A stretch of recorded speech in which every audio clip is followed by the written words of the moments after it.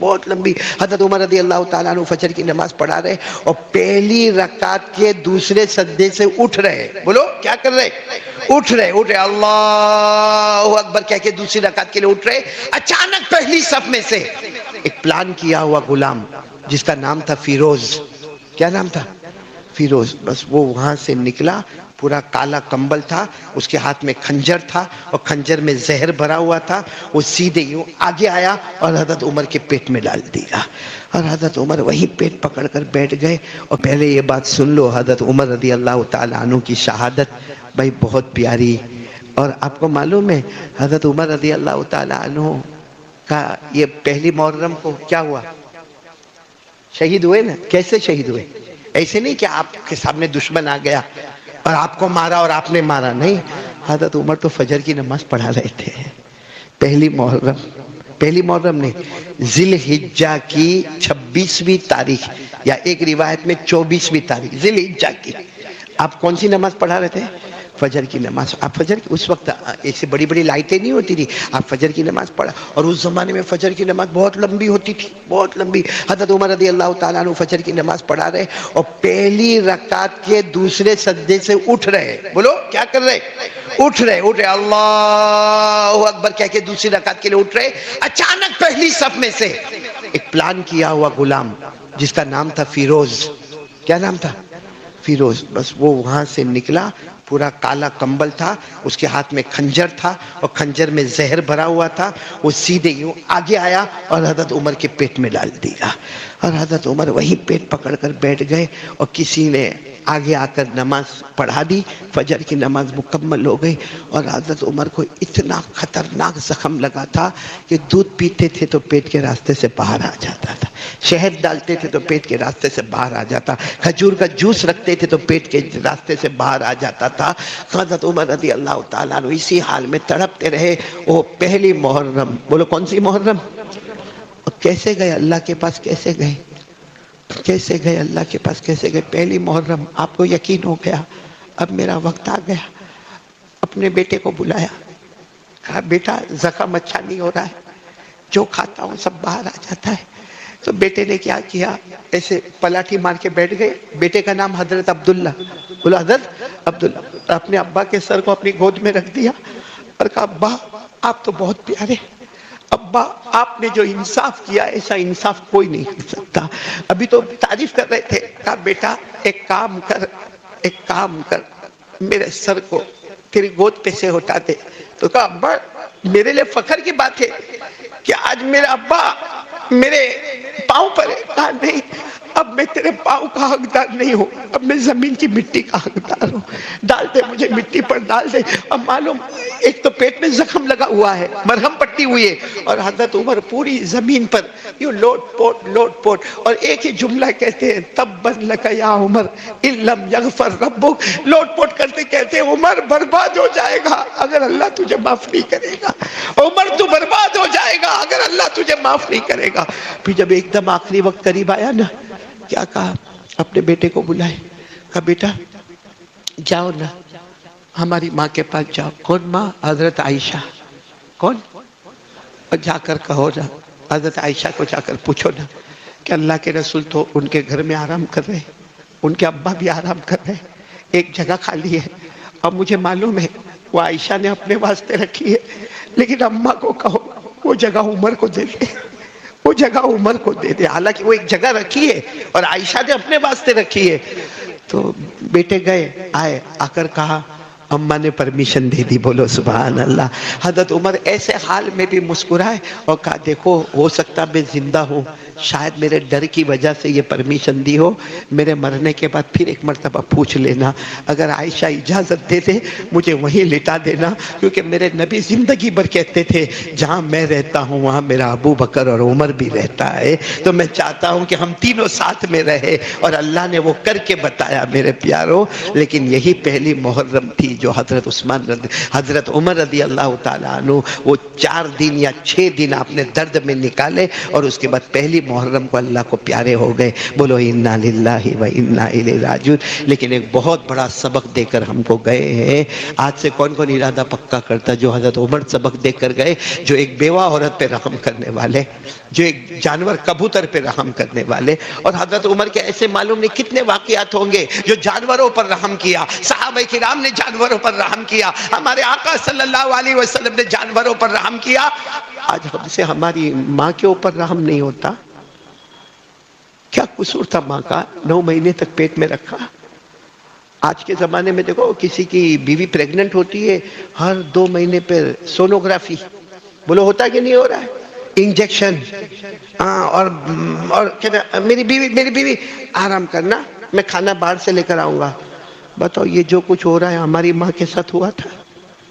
ہماری ماں کو کون سونوگرافی پہ لے گیا؟ بولو نا, ہماری ماں کو کون سونوگرافی کروایا؟ ہماری ماں کو کون سا انجیکشن دیا؟ ہماری ماں کو 7ویں 8ویں مہینے میں کس نے کہا کہ آرام کرو؟ بیچاری وہ ویسے ہی ایک مزدور کی طرح کپڑا بھی دھو رہی ہے, ساس کی طرف سے کچھ بولا بھی جا رہا ہے, شوہر بھی ڈانٹے جا رہا ہے, وہ بچہ اچانک حرکت کرتا ہے وہ پیٹ پکڑ کے بیٹھ جاتی ہے, لیکن جھاڑو بھی مار رہی, پوتا بھی مار رہی ہے. اور 9 مہینے کے بعد اپنے لال کو جب جنم دیتی ہے تو سب سے زیادہ خوش ہو جاتی ہے. 2 سال تک اس کو اپنی چھاتی سے لگا کر دودھ پلاتی ہے اور آگے بڑھاتی ہے. آج وہ نالائق اپنی ماں کو ماں کی گالی دیتا ہے.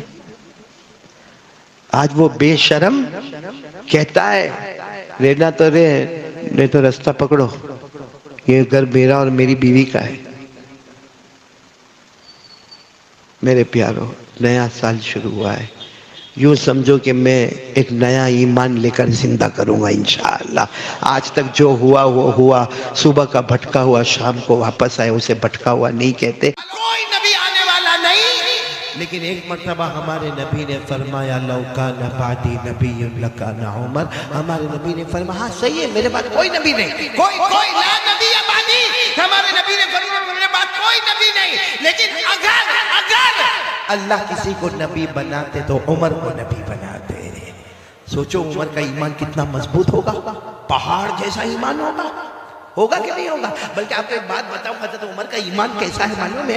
حضرت عمر کے بارے میں ایران جو نام سنا نا آپ نے, تمہارے ایران میں مشورہ ہوتا ہے اور بڑے بڑے لوگ جمع ہوئے ہیں اور بڑا انعام رکھا ہے کہ کون ہے جو مدینہ جائے اور عمر کی گردن لے کر آ جائے, عمر کو قتل کرے اور ان کی گردن لے کر آئے, منہ مانگا اسے انعام دیا جائے گا. بڑے بڑے انعام اور بڑے بڑے لوگ تیار. وہ ایران میں کوئی ہوگا جوان ہٹا کٹا لمبا چوڑا اور اس کو بہت کچھ آتا تھا, اس نے کہا میں تیار ہوں لیکن میرا انعام یہ ہوگا. جو بھی اس نے انعام کہا سب نے منظور کر لیا. وہ ایران سے چلا, لمبا چوڑا ہٹا کٹا سارے ہتھیاروں کے ساتھ لیس ہو کر اپنے سارے سفر کے سامان کے ساتھ چلا. کہاں پر پہنچا؟ مدینہ.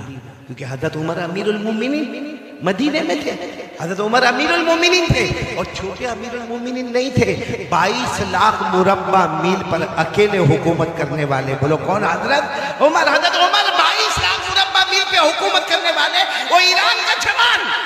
جب مدینہ, زبان تو آتی نہیں کیونکہ مدینے میں عربی بولتے, یہ ایران سے آیا ہوا, لیکن کسی طرح تھوڑا بہت اس نے معلوم کیا کہ امیر المومنین کا گھر کہاں ہے. اس کو ایسا تھا کہ کوئی بہت بڑا بنگلہ ہوگا, کوئی بہت بڑی کوٹھی ہوگی, کوئی بہت بڑا مکان ہوگا. اس نے کئی لوگوں کو پوچھا, سب نے ایک ہی پتہ بتایا کہ دیکھو سامنے جو چھوٹے گھر نظر آتے نا, اسی میں ایک گھر امیر المومنین کا بھی ہے. بس آپ چلے جاؤ وہاں پہ, وہ جو گھر نظر آتا ہے نا, وہ جو جھوپڑا نظر آتا جس کی کھڑکی اس طرف کی ہوئی ہے, بس وہی امیر المومنین کا گھر ہے.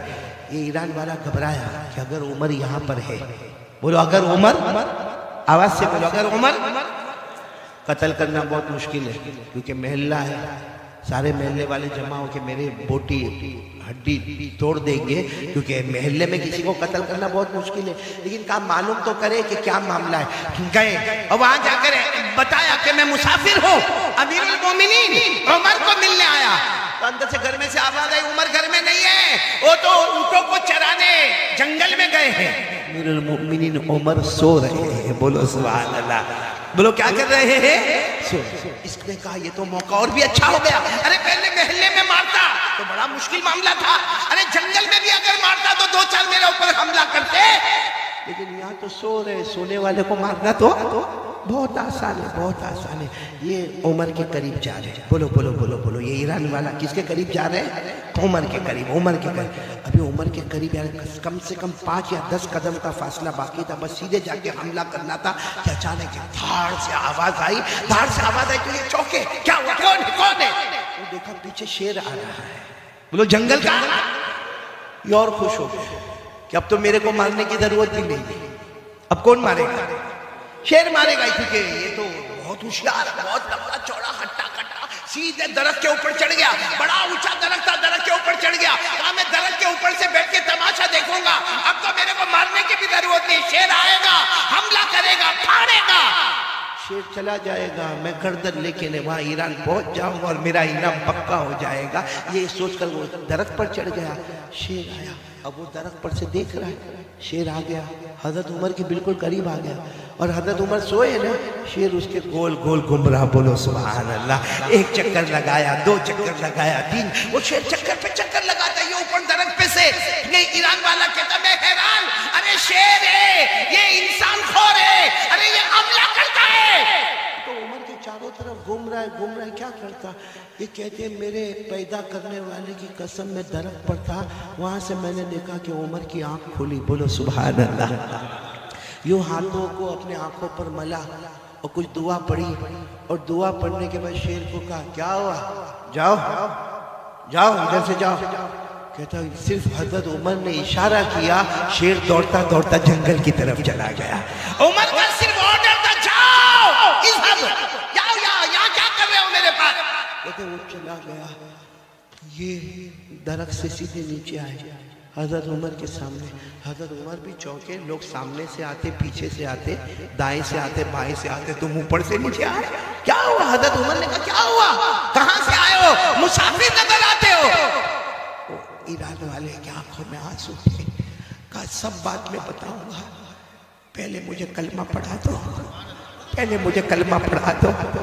تو پھر انہوں نے اپنا پورا پروگرام بتایا، تو ہمارے نبی نے فرمایا تو نے کلمہ کیوں پڑھ لیا؟ حضرت عمر نے فرمایا تو نے کلمہ کیوں پڑھ لیا؟ تو آیا تھا میرے قتل کے ارادے سے، کلمہ کیوں پڑھ لیا؟ کہا میں کلمہ ڈر سے نہیں پڑھا، سب دیکھا میں ڈر سے کلمہ نہیں پڑھا، میں نے یہ سوچا کہ جب عمر کا یہ عالم ہے کہ جنگل کا جانور بھی ان سے گھبراتا ہے، تو یہ تو غلام ہے، آقا محمد کا کیا عالم ہوگا، بولو سبحان۔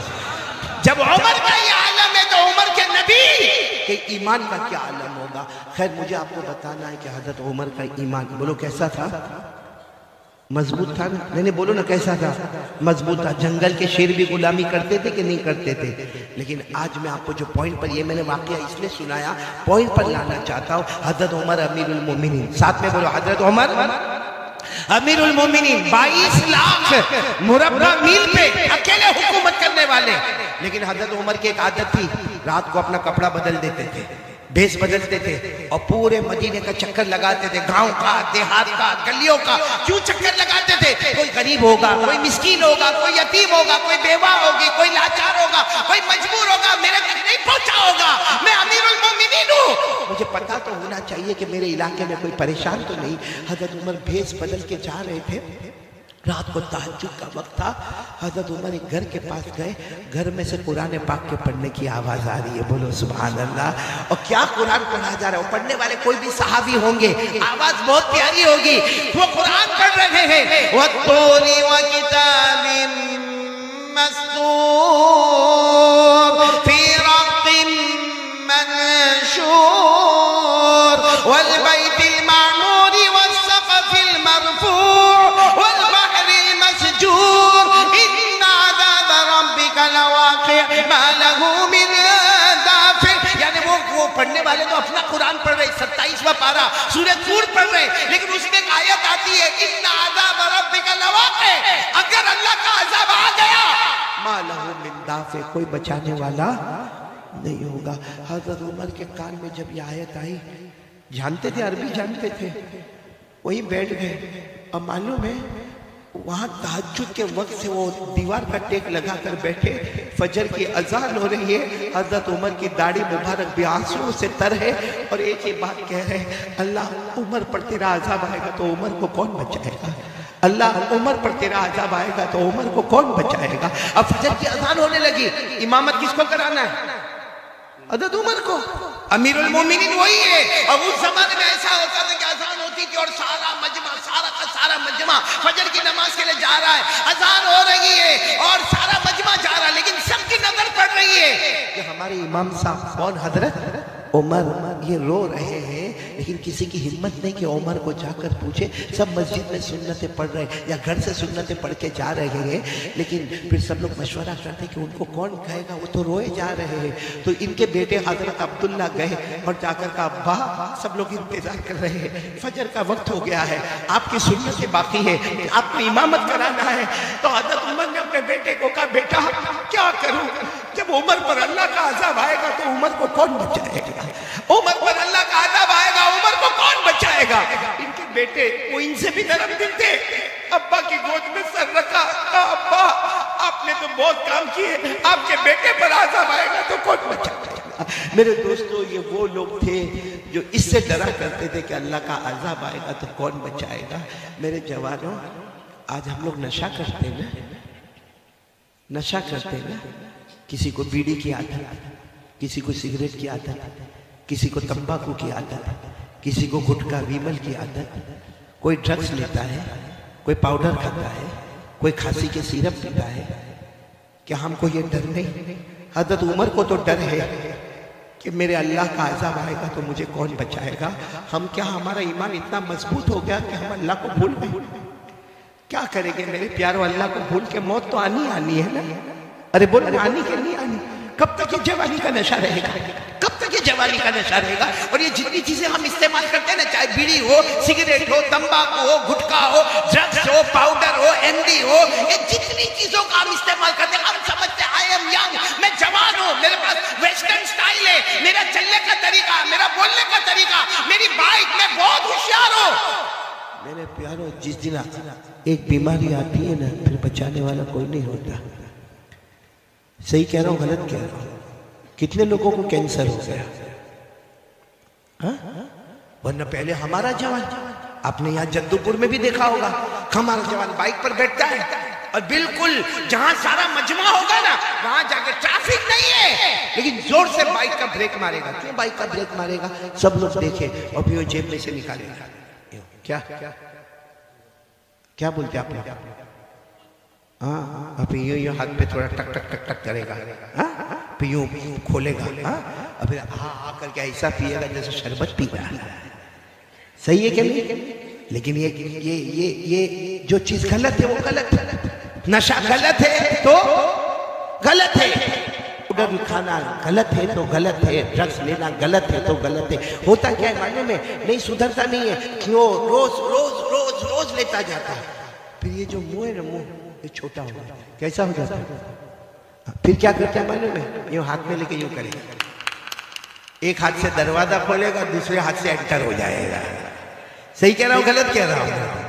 پھر اتنا چھوٹا سا منہ ہو جاتا ہے، ڈاکٹر کے پاس جاؤ، ڈاکٹر کو معلوم ہے بھائی، ڈاکٹر ماہر ہے، چہرہ دیکھ کر سمجھ جاتا ہے کہ اس کو کینسر ہے، لیکن ڈاکٹر کو بھی تو اپنا بل بنانا ہے، تو یہ کرنا، وہ کرنا، ایسا کرنا، وہ کرنا، یورین ٹیسٹ ہوگا، بلڈ ٹیسٹ ہوگا، پیٹ میں سے پانی نکالا جائے گا، پھر اس کا یہ ہوگا، پھر وہ ہوگا، لیبوریٹری میں جائے گا، یہ کرے گا، کرتے کراتے ڈاکٹر اخیر میں کہتا ہے لاسٹ اسٹیج آف کینسر، 2 مہینے بچے ہیں، اور وہ پوری گورنمنٹ نے کہا ماسک نہیں لگانے کا، وہ ماسک لگا کے گھوم رہا ہے، کیونکہ یہاں اس کا منہ چھوٹا ہو گیا ہے، آپریشن ہو گیا، جبڑا پھاڑ دیا گیا۔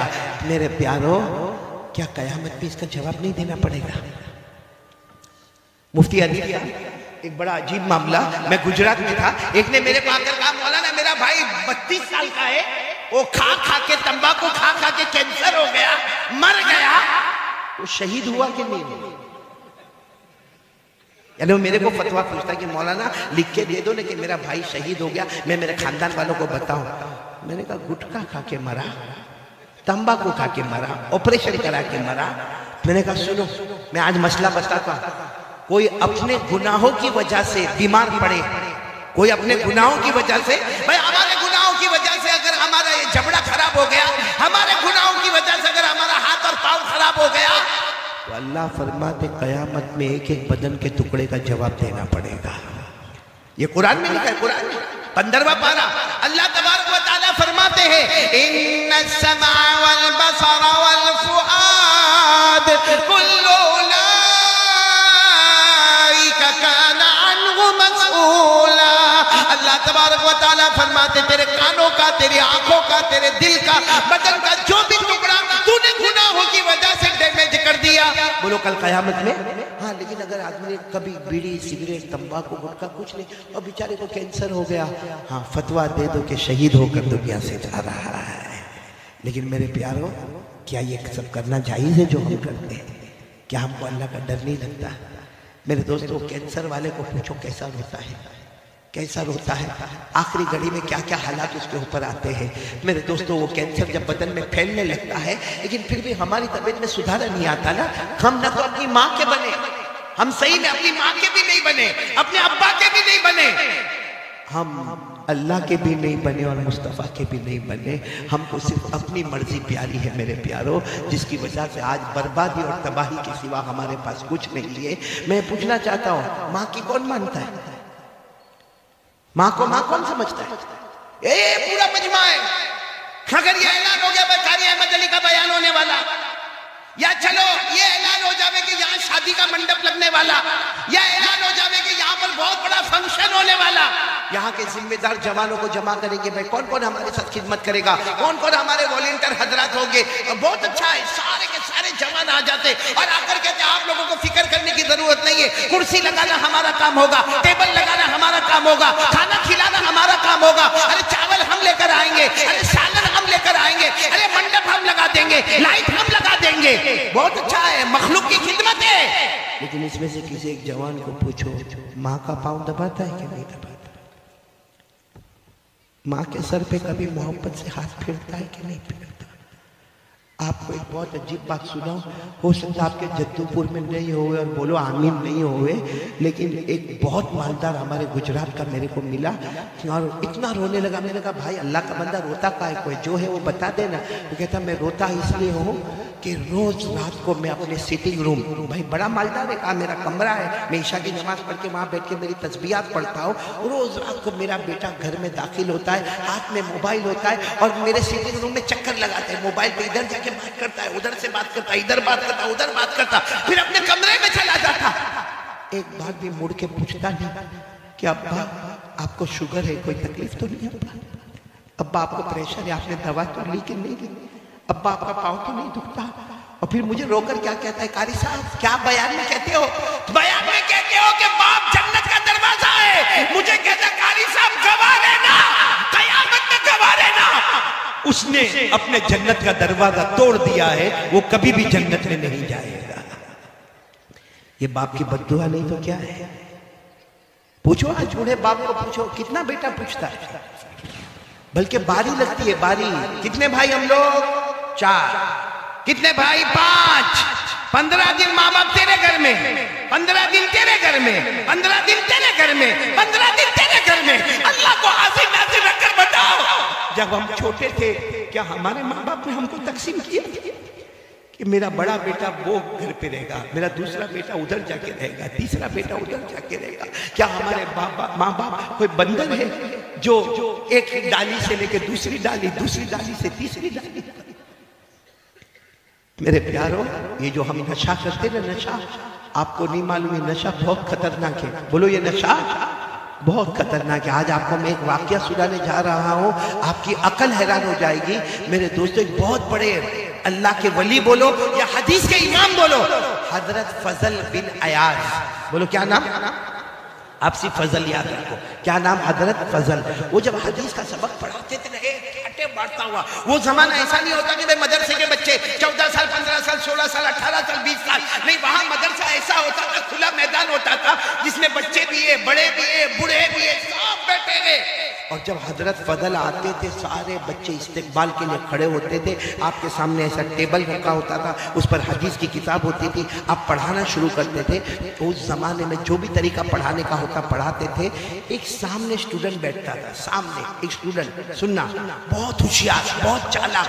اور آپ کو معلوم ہے جو برائٹ اسٹوڈنٹ ہو, جس کا دماغ اچھا ہو, وہ پڑھانے والے کی توجہ اس کی طرف بولو زیادہ ہوتی ہے. تو وہ اور حضرت فضل دیکھتے تھے, وہ جو بولتے وہ سب لکھتا ہے. اور کبھی چیک کرتے تھے, تو چیک کرتے تھے, دیکھتے تھے اتنا اچھا لکھتا ہے, اتنا اچھا. یعنی حضرت فضل کہتے ہیں کہ مجھے میرے شاگردوں میں, میرے اسٹوڈنٹ میں, مجھے اس کے بارے میں یقین تھا کہ اس کا فیوچر بہت برائٹ ہوگا. کہتے ہیں کہ 1 مہینہ گزرا وہ پڑھنے نہیں آیا. کتنا مہینہ؟ اب برائٹ اسٹوڈنٹ ہو, وہ 2 دن نہیں آوے تو استاد پریشان, پڑھانے والا پریشان, ٹیچر اور پروفیسر پریشان کہ میرا اتنا اچھا اسٹوڈنٹ نہیں آتا. لیکن وہ چونکہ مجمع اتنا رہتا تھا, حضرت فضل سمجھے کہیں سفر پہ گیا ہوگا, ادھر گیا ہوگا, ادھر گیا ہوگا. سنو, برابر سننا. حضرت فضل کہتے ایک دن آنے کے ساتھ ہی میں نے پوچھ لیا کہ وہ کہاں ہے, وہ میرا اسٹوڈنٹ کہاں ہے جو ساری باتوں کو لکھتا تھا, بائی ہارٹ کرتا تھا. تو کسی نے کہا وہ تو گھر میں بیمار ہے, آخری سانس لے رہا ہے, گھر میں بیمار ہے. اور بولو, حضرت فضل کو اتنا رحم آیا, سب اسٹوڈنٹ کو کہا چلو نا ہم ملنے جاوے, چلو نا ملنے جاوے, آج سبق نہیں ہوگا, آج ان کو ملنے جائیں گے. بہت محنت کرتا تھا وہ میرا بچہ, اور بہت ہوشیار تھا. جب گئے نا تو دیکھا صحیح میں وہ آخری سانس لے رہا ہے. اور آپ کو معلوم ہے جو آخری سانس لیتا ہو تو اس کے سامنے سورہ یاسین پڑھی جاتی ہے. کیوں؟ کیونکہ سورہ یاسین قرآن کی روح ہے. بولو, سورہ یاسین قرآن کی روح ہے. اور اس وقت حملہ باڈی پر نہیں ہو رہا ہے, موت کے وقت حملہ کس کے اوپر ہوتا ہے؟ روح پر ہوتا ہے. تو روح کو روح کے ساتھ آسانی کرنے کے لیے مرنے والے کے پاس کیا پڑھنا چاہیے؟ تو حضرت فضل نے دیکھا کہ آخری سانس لیتا, اپنے سارے اسٹوڈنٹ کو کہا چلو یاسین پڑھو, یاسین پڑھنا شروع کرو. اب سب بچوں نے یاسین ایک آواز گونجی, یاسین پڑھنے کی آواز گونجی. معلوم ہے وہ جو بچہ تھا نا, جوان لڑکا, اپنے استاد کو کہتا ہے مت کہو ان کو یاسین پڑھنے, مت کہو, میرے کو کچھ بھی کام نہیں آئے گا, میرے کو کچھ بھی کام نہیں آئے گا. تو یہ سمجھ گئے استاد کہ آخری وقت ہے, آدمی کچھ بھی بولتا ہے سمجھ میں نہیں آتا. تو استاد نے کہا بھائی سب لوگ یاسین پڑھنا بند کرو, بلکہ کیا کرو, لا الہ الا اللہ پڑھو, لا الہ الا اللہ, لا الہ. کیونکہ حدیث میں آتا ہے لقنوا موتاکم لا الہ الا اللہ, جو مرنے کے قریب ہو اس کو لا الہ الا اللہ اس کے سامنے پڑھو. معلوم ہے جب سب نے لا الہ الا اللہ کی آواز گونجی تو اسٹوڈنٹ کہتا ہے اپنے استاد کو, میرے استاد حضرت فضل, میرے استاد مت پڑھو کام نہیں آئے گا. کہا بیٹا ایسا کیوں کہتا, کام نہیں آئے گا, کیوں ایسا کیوں کہتا کام نہیں آئے گا؟ کہا 2-4 گھنٹے پہلے مجھے پتا چلا اللہ نے میرے ایمان کو چھین لیا ہے, اللہ نے میرے ایمان کو چھین, بس اتنا کہا اور آنکھیں بند ہو گئی. حضرت فضل اتنے حیران ہو گئے, کرے تو کیا کرے بھائی, ہے تو ہمارا اسٹوڈنٹ ہے, ہمارا بچہ ہے. چلو کفن بھی ہوا, دفن بھی ہوا, لیکن حضرت فضل اپنے گھر گئے, سبق نہیں پڑھایا اور روتے رہے کہ وہ بچے کا ایمان کیوں اللہ نے چھین لیا. اس نے صاف کہا کہ یاسین پڑھنے سے کام نہیں ہوگا, لا الہ الا اللہ پڑھنے سے کام نہیں ہوگا. حضرت فضل کہتے اسی حالت میں رات کو میں سویا تو میں نے میرے اسی اسٹوڈنٹ کو دیکھا, قبر میں چاروں طرف سے آگ چل رہی ہے. میں نے کہا بیٹا یہ سب کیا ہے, کیا ہے, تو اتنا اچھا پڑھنے والا, تو اتنا اچھا پڑھانے والا, تو اتنا اچھا سننے والا, اتنا اچھا یاد کرنے والا, تجھے کیا ہوا؟ کہا میرے استاد 2 گناہ کی وجہ سے اللہ نے میرا ایمان چھین لیا. حضرت فضل کہتے میرے اللہ کی قسم, میں نے پوچھا کون سے 2 گناہ؟ تو کہا میں لوگوں سے جلن بہت کرتا تھا, جیلسی, لوگوں سے جلن. اور نمبر 2 کہا کبھی کبھی میں نشہ کرتا تھا, کبھی کبھی میں نشہ کرتا تھا. یہ 2 گناہ کی وجہ سے اللہ نے موت سے پہلے میرے ایمان کو چھین لیا اور میری قبر کو عذاب کا گڑھا بنا دیا. میرے پیاروں میں پوچھنا چاہتا ہوں جدو پور والوں, کیا ہمارے اندر جلن نہیں ہے؟ صحیح بولو نا, ہمارے اندر جلن, جیلسی. آج اگر کسی کا گھر بن رہا ہے, بھائی گھر بنا رہا ہے, بنانے دو نا, اس کا گھر بن رہا ہے, ارے اس کے گھر میں کلر ہو رہا ہے, ارے اس کے گھر میں فرسٹ فلور, پہلے گراؤنڈ فلور تھا ابھی فرسٹ فلور بن گیا, یا اس کے گھر میں پہلے 3 کمرے تھے ابھی 4 کمرے بن گئے. وہ گھر بنا رہا ہے, رات کو ہم کو نیند نہیں آتی. اب باہر نکل کر کہاں سے لایا ہوگا پیسہ, کہاں سے پیسہ, کیوں تیرے پاس مانگنے آیا تھا, تیرے باپ کے پاس مانگنے آیا تھا؟ اور دیکھو قبر میں اللہ پوچھے گا اس نے گھر کیسے بنایا؟ اپنی فکر کرنے کا کیا اس کی فکر کرنے کا؟ بولو صحیح کہہ رہا ہوں غلط کہہ رہا ہوں میرے پیارے؟ یہ جلن جو ہمارے دل میں ہے نا. اور نمبر 2 نشے کی عادت. میرے پیاروں معلوم ہے جو نشہ کرتا ہے نا نشہ جب وہ جہنم میں جائے گا اللہ حفاظت فرمائے. بولو آمین بولو آمین. کیونکہ نشہ بہت خطرناک ہے. اللہ نے فرمایا نشہ ناپاک ہے. ساتھ میں بولیں گے نشہ ناپاک ہے. پھر اللہ فرماتے نشہ شیطان کا کام ہے. بولو کس کا کام ہے؟ پھر اللہ فرماتے نشہ یہ دل میں لوگوں کا حسد کینہ اور عداوت پیدا کرتا ہے. یہ لوگوں سے محبت نہیں پیدا کرتا. نشے کی نحوست ہے کہ ہمارے دل میں لوگوں کی دشمنی کینہ انتقام ریونج یہ ہوتا. اور اللہ نے کیا فرمایا نشہ یہ تمہیں اللہ کا نام بھی نہیں لینے دے گا قرآن بھی نہیں پڑھنے دے گا. اور آخر میں اللہ نے کہا جب نشے کی عادت ہوگی نا میں تمہیں نماز سے بھی محروم کر دوں گا. یہ سب باتیں میں نے آپ کو بتائی جو نشے کی کہ نشہ ناپاک ہے شیطان کا کام ہے. نشے کی وجہ سے ہمارے دل میں دشمنی پیدا ہوتی ہے انتقام کا جذبہ پیدا ہوتا ہے لوگوں کو مارنے دھاڑنے کا فساد مچانے کا جذبہ پیدا ہوتا ہے. اور اسی نشے کی وجہ سے اللہ کا ذکر سے محروم ہوتا ہے اور اللہ نماز سے بھی محروم کر دیتا. یہ میں نہیں کہتا یہ سب قرآن میں لکھا ہوا ہے. کس میں لکھا ہوا؟ پارہ نمبر 7. ساتھ میں بولو پارہ نمبر.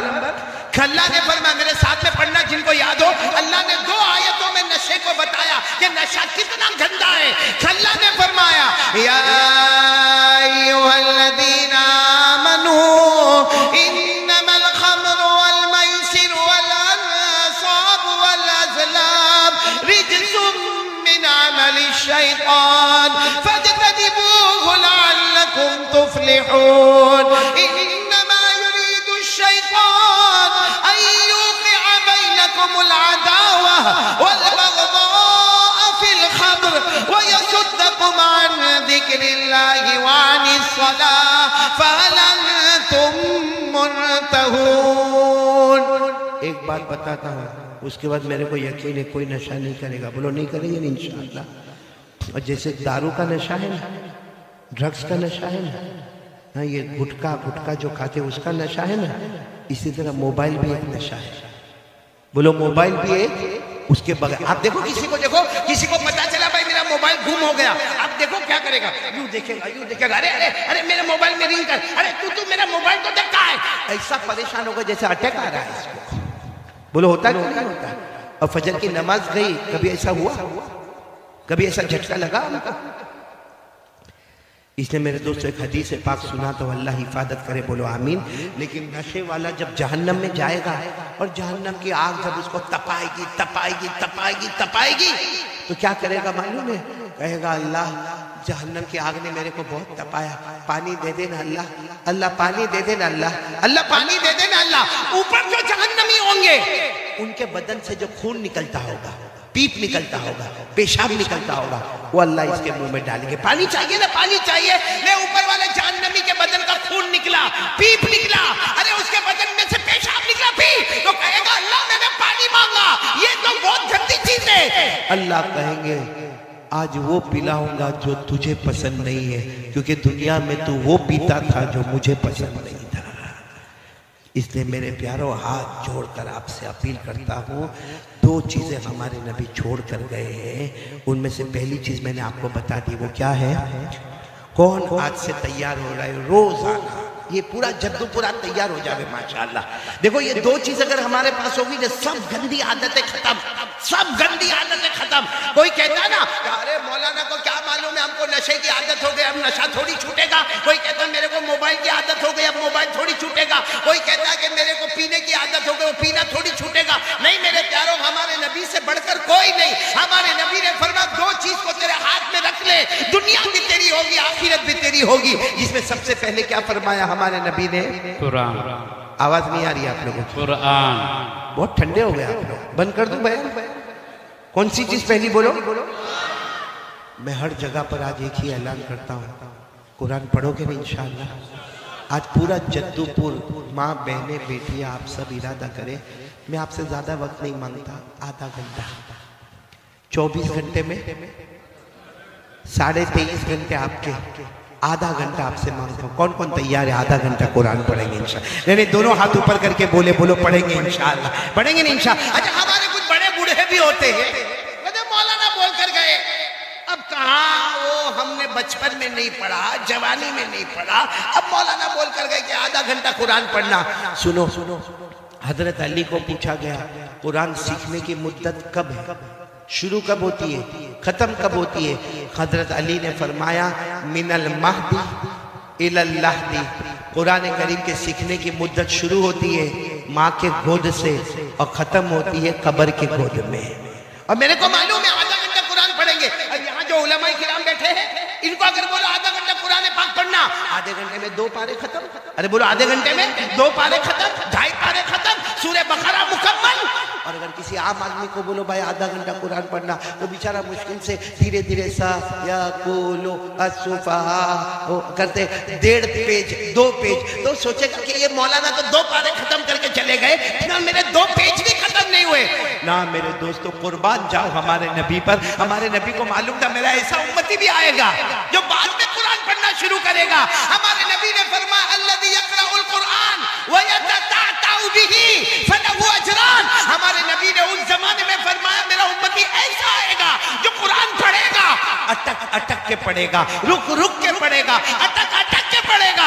हमारे नबी फरमाते उसको डबल सवाब मिलेगा, पढ़ने का भी सवाब मिलेगा और अटकने की जो तकलीफ होगी उसका भी सवाब मिलेगा। सुभान अल्लाह। इसलिए मेरे प्यारों अब तो मैंने पूरा मामला खोल के आपके सामने रख दिया है, तो कितना वक्त मैं आपसे मांग रहा हूँ?